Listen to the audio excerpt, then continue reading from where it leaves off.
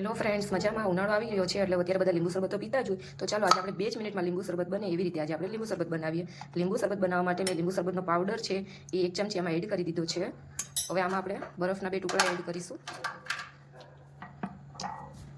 હવે આપણે આમાં થોડો ચાટ મસાલો એડ કરીશું અને જે ઠંડુ પાણી છે તે આપણે ધીમે ધીમે આમાં એડ કરીશું.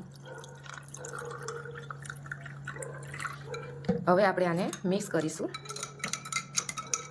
તો તૈયાર છે આપણું લીંબુ શરબત. આ લીંબુ ચાલો તો આજે આપણે બનાવીએ લીંબુ શરબતનો પાવડર. એની માટે મેં આછી છાલના લીંબુ લીધા છે. હવે આપણે એનો રસ કાઢી લઈશું. જોઈ શકો છો આપણે લીંબુનો રસ નીકળી ગયો છે. 6 થી 7 લીંબુ હતા આપણી પાસે, એમાંથી આપણે 1 વાટકી રસ કાઢ્યો છે. હવે આપણે એક મોટો થાળ લઈશું અને આ લીંબુનો રસ એમાં એડ કરીએ. આપણે થાળ લઈ લીધો છે. હવે આપણે લીંબુ શરબતનો જે પાવડર બનાવવાનો છે એમાં થાળમાં આપણે લીંબુનો રસ એડ કરી દઈશું અને જે આ જ વાટકી પ્રમાણે આપણે 3 વાટકી ખાંડ એડ કરીશું.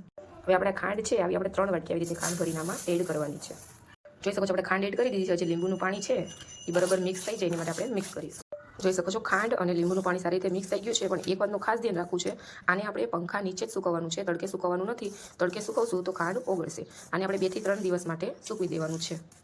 જોઈ શકો છો જે ખાંડ અને લીંબુ જે આપણે સૂકવવા રાખ્યું તો એકદમ મસ્ત સુકાઈ ગયું છે. હવે આપણે આને મિક્સરમાં પીસી લેશું. જોઈ શકો આપણે મિક્સરના ડબ્બામાં એડ કરી દીધું છે. હવે આપણે 1 ચમચી આમાં મીઠું એડ કરવાનું છે. એટલે જ્યારે આપણે લીંબુ શરબત બનાવીએ ત્યારે આપણે મીઠું ન નાખવું પડે. હવે 2 વાર આપણે થોડું થોડું પીસવાનું છે. આને જોઈ શકો છો આપણો લીંબુ શરબતનો પાવડર તૈયાર થયો છે.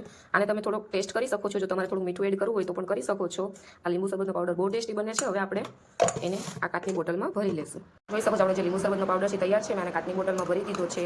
આ લીંબુ શરબતનો પાવડર બહુ ટેસ્ટી બને છે. તમે એકવાર જરૂર ટ્રાય કરજો અને તમે આને લાંબા ટાઈમ સુધી સ્ટોર કરી શકો છો. જો તમે આને બહાર રાખો છો તો પણ 3 થી 4 મહિના સુધી કાંઈ નથી થતું અને ફ્રીજમાં પણ તમે 7-8 મહિનાને રાખી શકો છો. અને આ ઝટપટથી તમારો લીંબુ શરબત તૈયાર થઈ જશે અને તમે જો બહાર ટૂર ઉપર જાઓ તો પણ તમે આને લઈ જઈ શકો છો. તો લીંબુ શરબત સર્વ કરી માટે ટ્રે રાખી છે. લીંબુ શરબતનો ગ્લાસ રાખ્યો છે.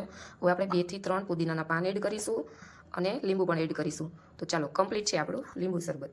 તો આ લીંબુ શરબત ફટાફટ બને છે, 5 જ મિનિટમાં બની જાય છે. અને આપણો લીંબુ શરબત તૈયાર છે. કમેન્ટમાં કહેજો કે તમને આ લીંબુ શરબત કેવો લાગ્યો છે અને મારી ચેનલને ફોલો કરજો અને સબસ્ક્રાઈબ કરજો. Thank you. Full video